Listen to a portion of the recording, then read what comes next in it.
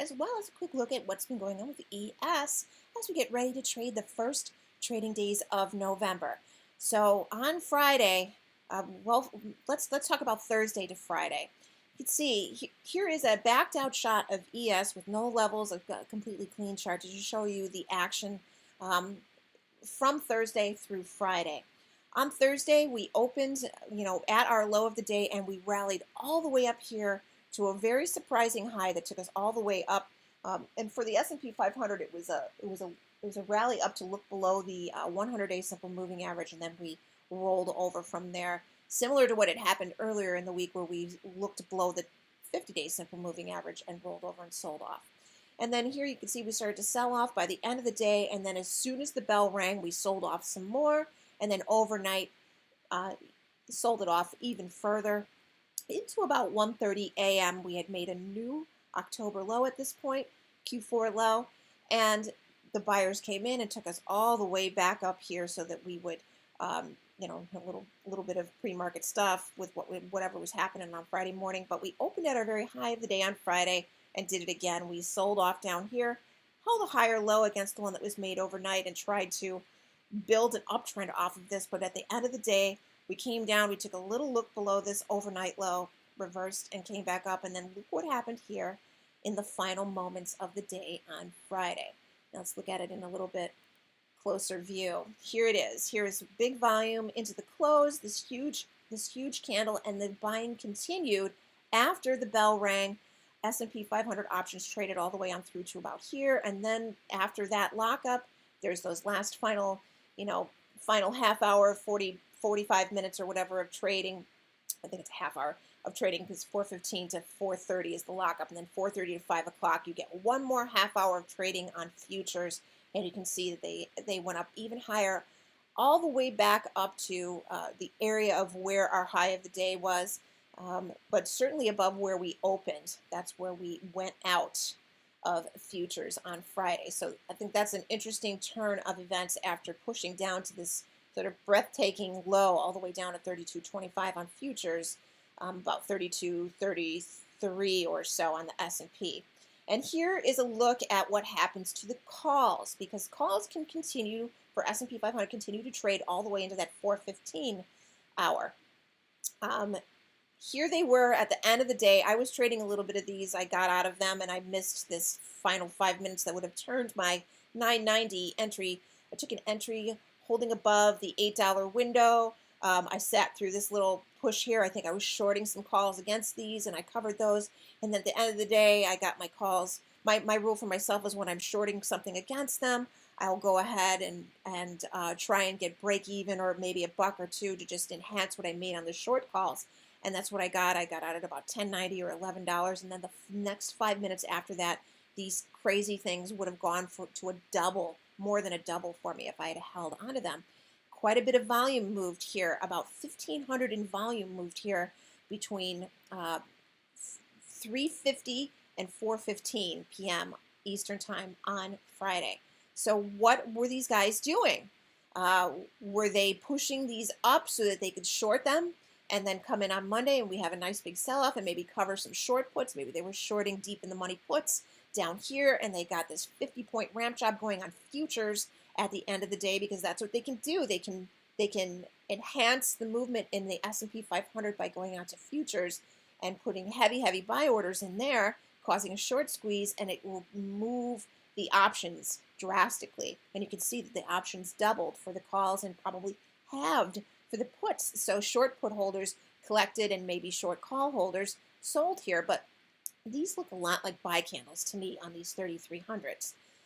So maybe these were bought and 3250s, 100 points in the money, were sold short, and maybe we're going to come into a horrendous Monday, or maybe this was the beginning of start of the month buying, and this is really just long across the board, and we're going to see a strong Sunday night and Monday as we come in tonight to the futures. We will see. Here's how that move looked at the end of the day. You can see I took my profits when my calls got back into profit and they touched the $11 window, and looks like once again we were failing the initial balance low. I got out, and of course the minute I get out, those darn calls, they went and they doubled. You can see here was our open. Our initial balance high was our for the day, and our high of the day was the open. And then we sold down here. We made our initial balance low, and then we sold off and started looking below it, and then finally we slammed down below it. And we spent the rest of the day trying to get back above the initial balance low, and we're unsuccessful in closing 2 candles in a row above it until we got here to the end of the day, and we pushed through it, and we wound up getting above the halfway back on the day. And on the intraday chart, it looks like we got to 32.71.81, but on the daily chart, unfortunately, that final close was 32.69.96, not above 32.71. It was still a close above the halfway back on the day, but not above that 32.71 and change level. The importance of that level was this candle right here, the July monthly close. Now, looking back here to December of 2019, that is our level. That is a monthly close, so it's relevant to the monthly chart, but it also is the level that keeps us 20/20 positive or negative. On Friday, the low held above that and reversed. Back in September, when we were selling off, we looked just below this and reversed. We got down to 32.09 and change and reversed.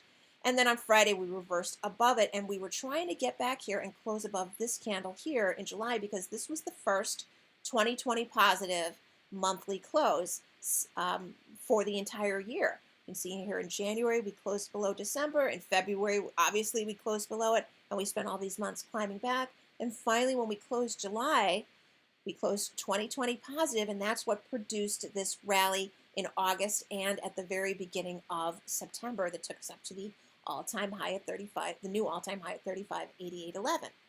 So they were trying to get back above this close here at the end of the day, but they missed it by a couple of pennies. So we still closed 20/20 positive. We are staying in the pattern here.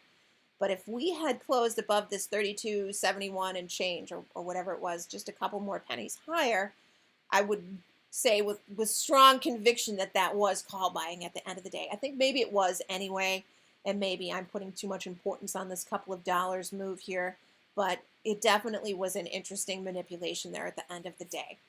Anyway, let's go on to our roadmap chart so I can get this video over with, because I'm sure your eyes are glossing over with complete boredom at this point. Here is our roadmap. We've got our 10-day crossing down through our 20-day crossing down through our 50-day, which has been causing all of this nasty selling. On Friday, our high failed just below the 100-day simple moving average. So what we need to do to prove that that was call buying and put selling on Monday is that we need to come in and we need to take out the 100-day. Even better still would be to open above the 100-day, to have a nice big gap up open above the 100-day and go after the high that we put in on Wednesday that is overhead gap resistance and gets us into this gap and gets us towards this falling 10-day simple moving average.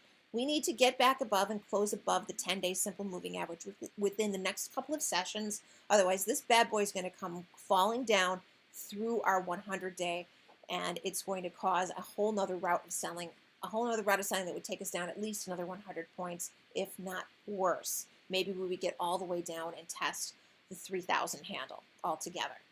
Okay, so that's that. Let's take a closer look at the finer points of where we are at. You can see that back here in July, when we finally closed the month positive, 2020 positive, we were setting, a course of support here just above 3,200. And then in September, we held above this low.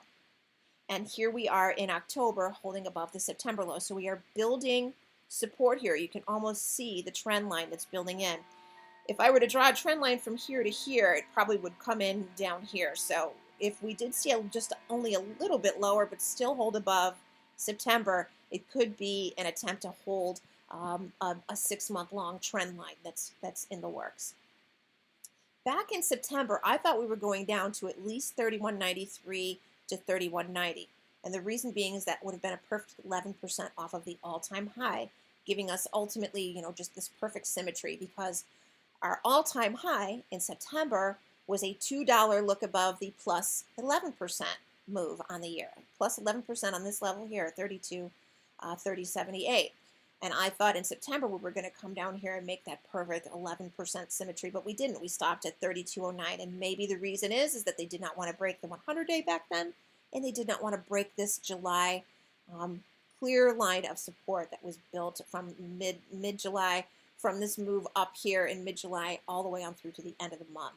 So if all we do is come down and still, maybe a little bit lower and hold above the September low, that explains that. If we come down a little bit lower than that, maybe my original theory that we were going to try to do the 11% move, maybe that is where we are going. And if we come down much further, maybe they want to touch down to the 200-day simple moving average. But by the time they would get down here, this 10-day is going to cross down through this 100-day, and things could get really out of hand. We could see the rug completely come out from under us and go yet another 100 points down from here and test 3,000.